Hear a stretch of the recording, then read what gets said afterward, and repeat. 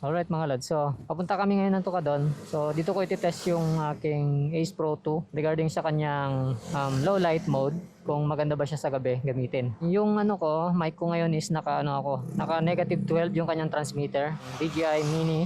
Testing natin kung maganda ba yung pickup niya. Kasama ko misis ko pala mga lads. Yan.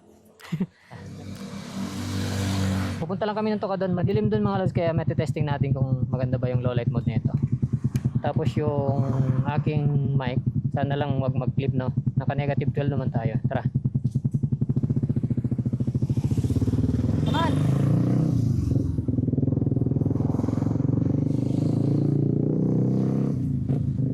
Yung isang mic mga lads nandun sa misis ko, nasa kanyang half face. Madilim.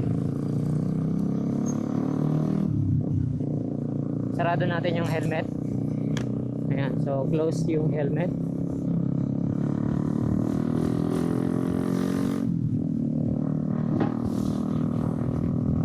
First time kong ma-test tong na to mga lods, action cam. So naka siya, action yung POV niya, field of view.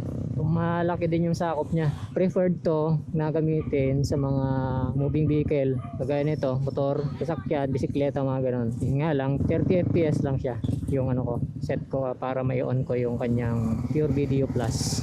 So mas ma-enhance pa yung kanyang low light capability.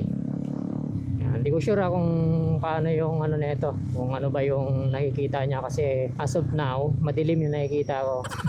Madilim talaga siya. Yan, makikita mo lang, maliwanag lang yung mga tail light ng mga sasakyan.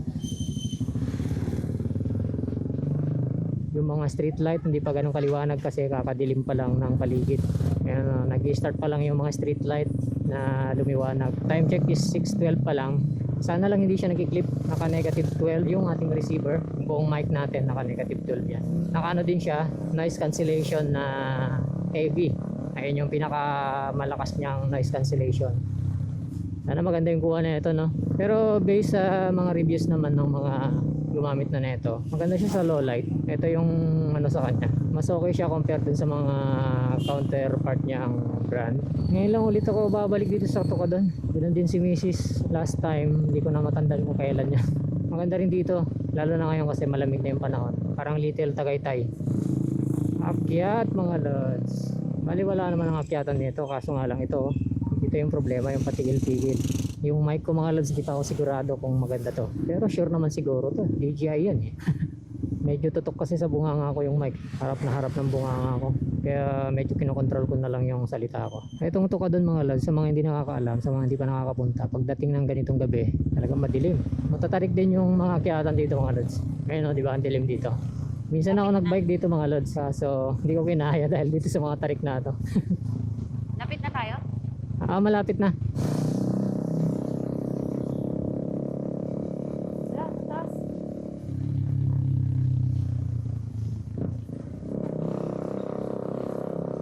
Tapos ang daming lubak-lubak dito mga lods.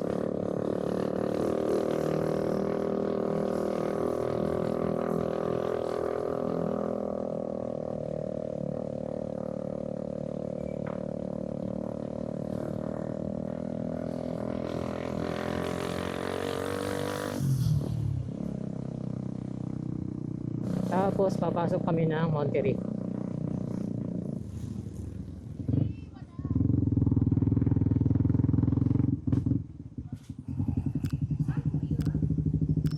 Tukadon po.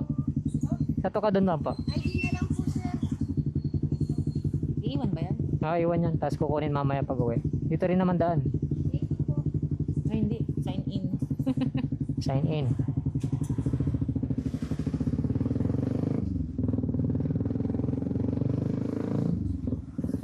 Ngayon naka-open na naman na yung aking visor. Kanina close yun.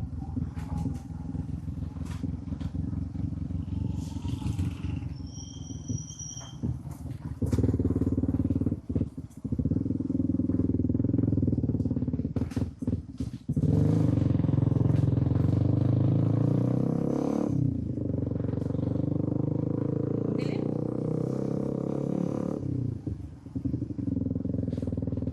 Dilim talaga dito. Uy, uy, uy, uy, uy, uy. Malubak pa.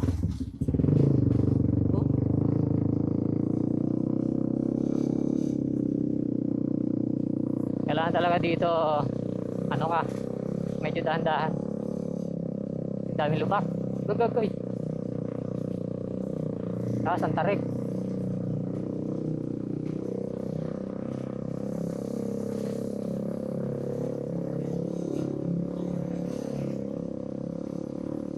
Taas.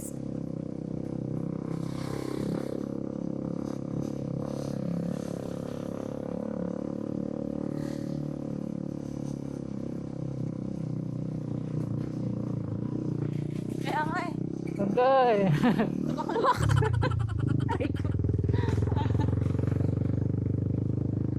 Lubak.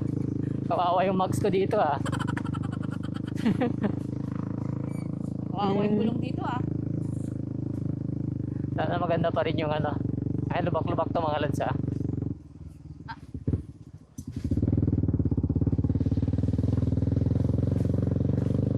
Mas malala yung lubak ngayon.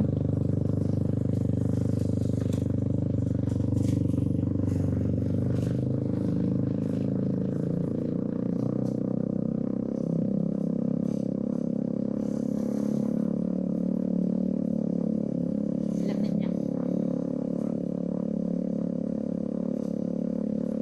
Okay. Sa mga pupunta dito sa Tocadon or hindi pa nakapunta dito, bisitahin nyo. Ganito kalubak dito.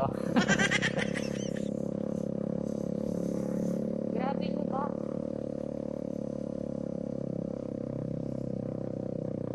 Dadaan-daan lang ako kasi baka mabigla sa isang malalim na lubak eh.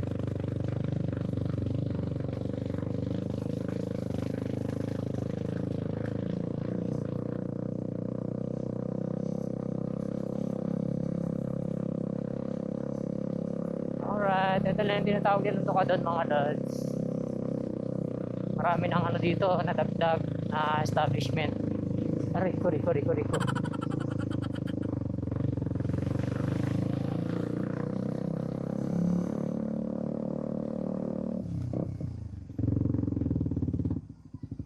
Si Amy nasan?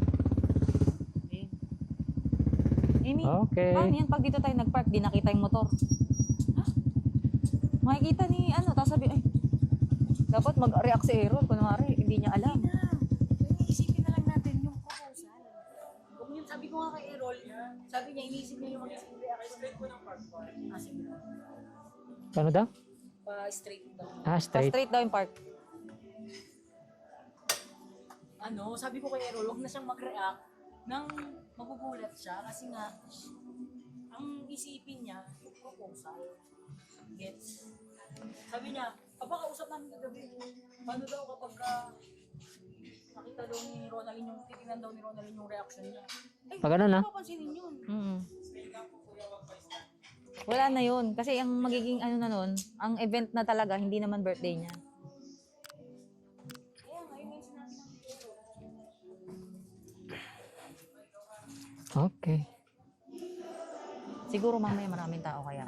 Straight. Siguro. Kung mag-commute mamaya, hindi sila makauwi. Baka walang mabook. Meron yan. Siyempre, akit pa dito para lang mag-pick up. Yan na mga lods. Oh. Ito. Matitesting natin sa low light mode. Ayun. So mamaya i-update ko rin kayo. Tapos kukuha pa ako ng ibang shoots dito. Ibang footage. Di, nakakonect pa ba to? Oo. Napindot ko kasi yung ano, gilid. Hindi. Okay lang. Okay na.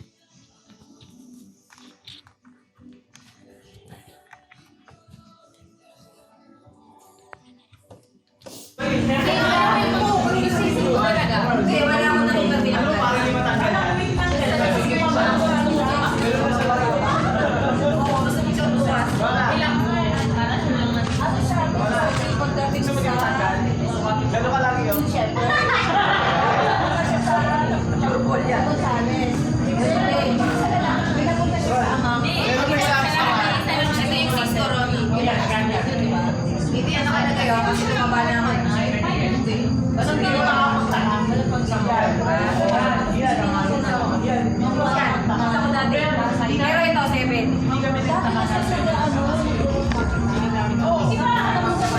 Sisi.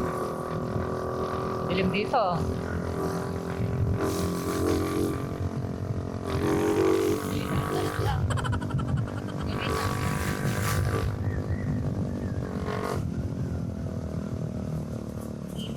Hina pa naman ng ilaw. Baliwala yung akyatan eh. 1441 ba naman? Uy, dandan lang. Dahan-dahan nga. Sabi na eh. Kabisado ko na ito. Lagi ako dito nagbablog eh. Gusto daw nilang tumambay sa video. Pwede. Kahit tambay lang daw, wala nang inom. Kung hindi ka raw umiinom.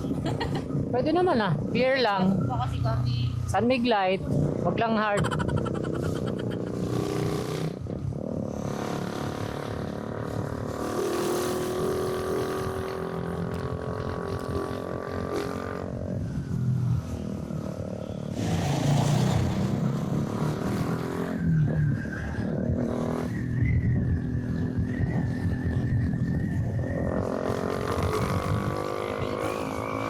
Uy, dandan lang. Okay, so sinare ko lang naman sa inyo mga alas na. Siguro dito ko natatapusin tong video na to. Lumilipad yung helmet ko. Ha?